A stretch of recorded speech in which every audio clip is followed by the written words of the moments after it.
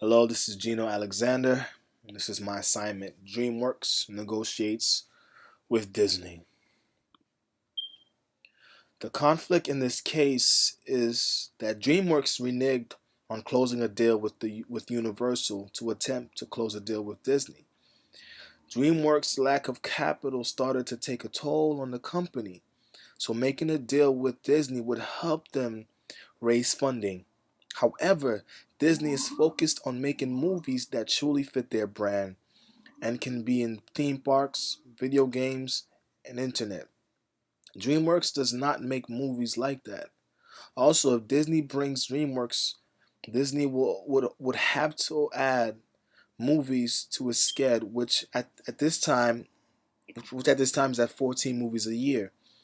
Disney is fine with 14 movies a year because fewer movies will allow more time to promote and develop these movies. However, both DreamWorks and Disney came down to a deal and negotiated that Disney will put out 30 DreamWorks movies in the span of 5 years. Disney will also be in charge of DVD sales, distribution, and a premier cable distribution on premier cable channels like Stars. DreamWorks would also have to pay Disney a percentage of the revenue at 10%. Disney wants to be the ones handling the DVD sales and distribute the films through Stars, whom they have a long-term deal with. DreamWorks wants a little over DreamWorks wants to over 250 million investment with $100 million up front.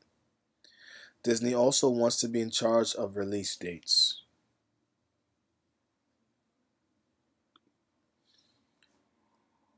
The underlying interest from Disney is that they feel that DreamWorks has a great creative and commercial track record, according to Barnes and Seapley of the New York Times.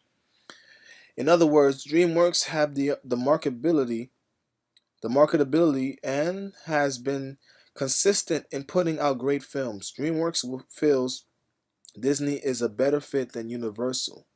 Disney's funding would also help them a lot more. Three negotiation techniques concepts present in this conflict negotiation are firstly between DreamWorks and Universal. That was a conflict that could be said that DreamWorks used dirty tricks in the case that they were in negotiations with Universal and behind their back or secretly they were trying to close a deal with Disney. According to Siegel and Eller, DreamWorks was also negotiating secretly with Disney to replace Universal, and Universal felt DreamWorks showed despicable behavior. You can also say that DreamWorks used the negotiation with Disney as a backup plan because a deal with Universal never fell through and Disney ended up replacing them. Disney used their power to negotiate.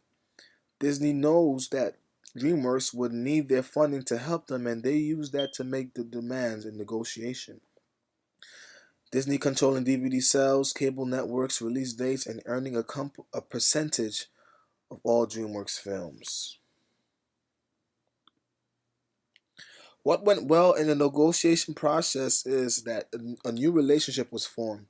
Both showed appreciation for each other, which probably helped in negotiations. DreamWorks made a strong presentation to Disney.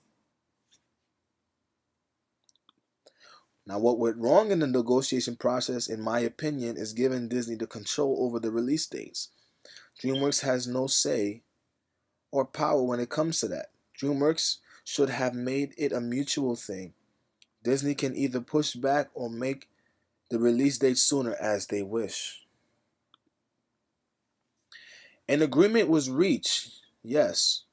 Disney will release the market Disney will release and market about 6 DreamWorks movies each year for 5 years.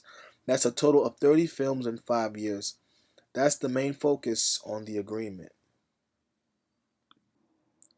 Even though this agreement is on a 5 year span, I believe it will foster long term, meaningful relationships. If you follow the track record of both companies, you will see a lot of success. Now, with these two partnering up, there's bound to be even more success. Although this agreement is for 5 years, there is a strong possibility that both companies may renew or renegotiate to continue their partnership. Thank you.